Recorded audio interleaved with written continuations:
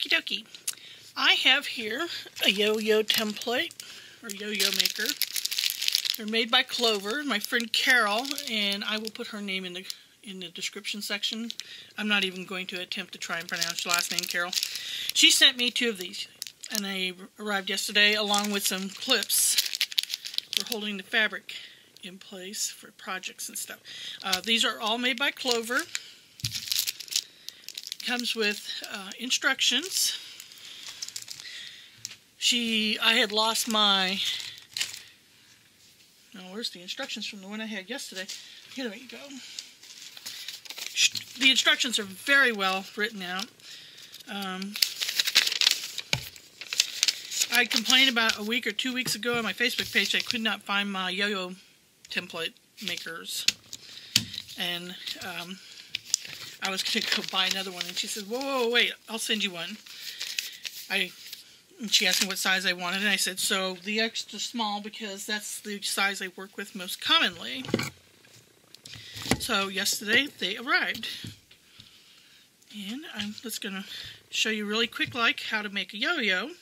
These are really, really easy using this. One of my friends asked me why I just didn't make a cardboard template of a circle and then just draw that around on the fabric and stitch it. And I explained to him, well, I am as dyslexic as the day is long, and that doesn't always actually work for me. So, but the yo-yo maker works very well for me. But it's very, very simple to use this, and I love it. I'll have photographs on my blog. Put the video on my Patreon account and on YouTube. So you want the fabric to be about 1/8 of an inch around on this. I'm going to trim this fabric up. So this is 2 pieces. There's marks on here. Oh, come on. You want to focus on that. There we go. There's little nubs that stick out from the side, and you line those up with these marks.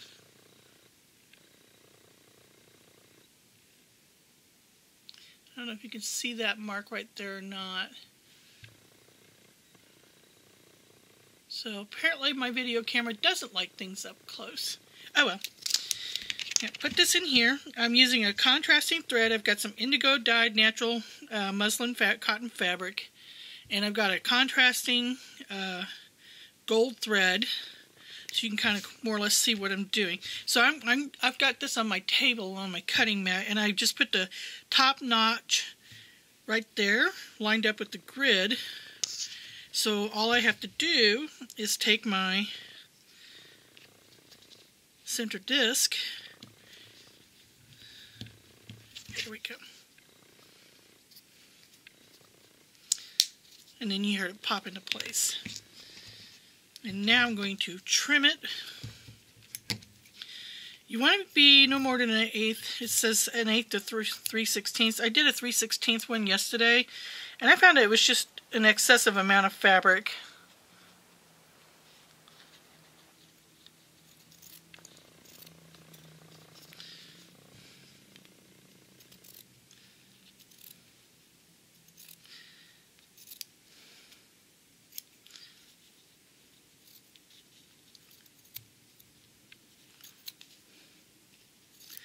And it doesn't have to be perfect.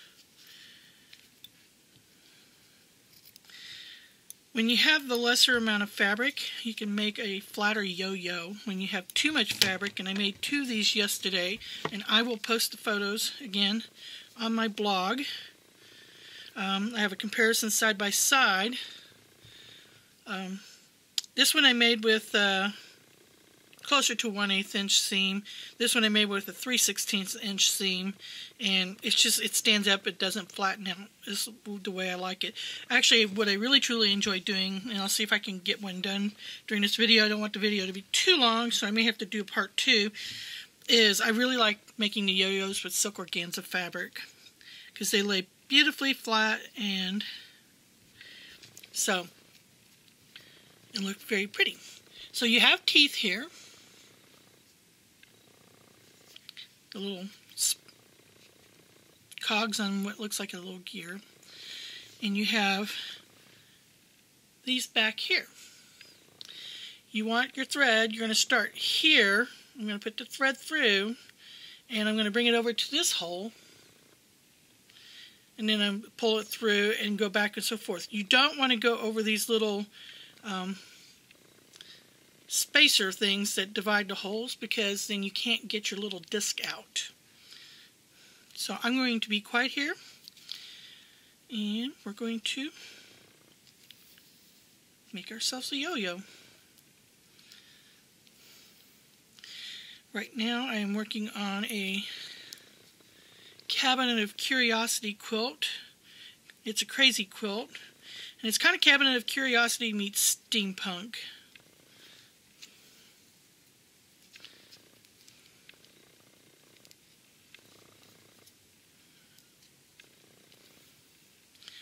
And that's what I forgot to do. I forgot to put my hair back up. And you just keep doing this until you get all the way around. Hold your fabric down in front. Try not to stab yourself with your needle, like I just did. I'm just using a crewel needle with a heavier weight cotton thread. You can use any kind of thread you want. Just remember, the thicker and heavier the thread, the more proud, I think is the word I want to use, meaning standing up and not laying flat. It's kind of a woodworking term.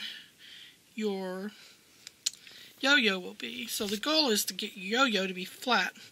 But I like to do different things with my yo-yo, so I'm not always going after a flat yo-yo. Sometimes I like to turn them into, make them puffier, stand up taller, proud. Okay, so I've gone through all the way around. So I've got stitching threads all the way around, and I'm going to go back through here one more time through the first hole. And I'm going to go like this.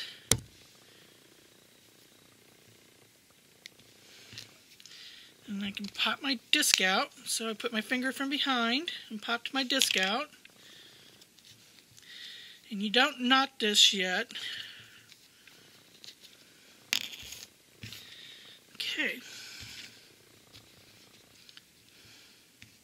And then just gently pull on your string.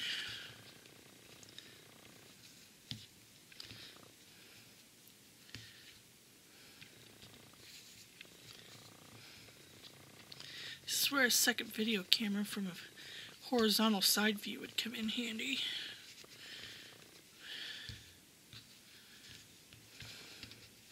To see about charging my GoPro and doing just that.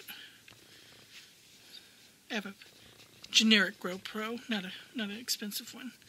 So you want the raw edge of the fabric to be inside. So it takes a little manipulation. This is a whole lot easier to do with the giant yo-yo that Clover has. I think there's 4, maybe 5 sizes now. There we go.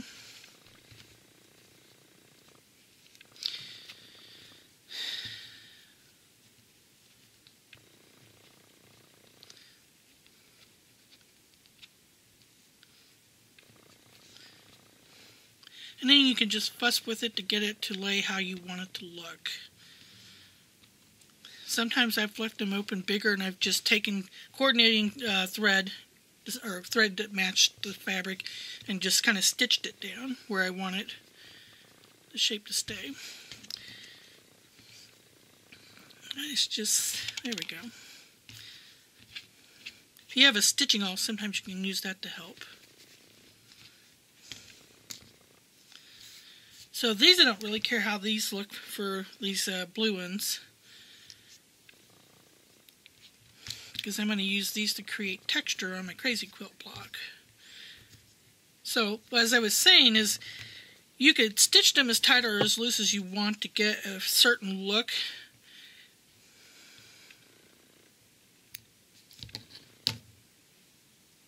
It's a lot of fussing sometimes. Personally, I think it's easier to do this with sheer fabrics when it's this small. Kind of reminds me of those dumplings at the Asian restaurant, which I've been craving and really bad, along with sushi. So anyway, that's how you make a yo-yo. Let's see, how are we for minutes? We're up to 10 minutes. So I'm going to stop this video here. I'm going to go through my pile of fabric that I have over here, my stash of organza fabrics that I need to clean and organize, and we will make a second yo-yo, a part 2 video using some silk organza, so you can see how this looks with the sheer fabric. Thank you for joining me.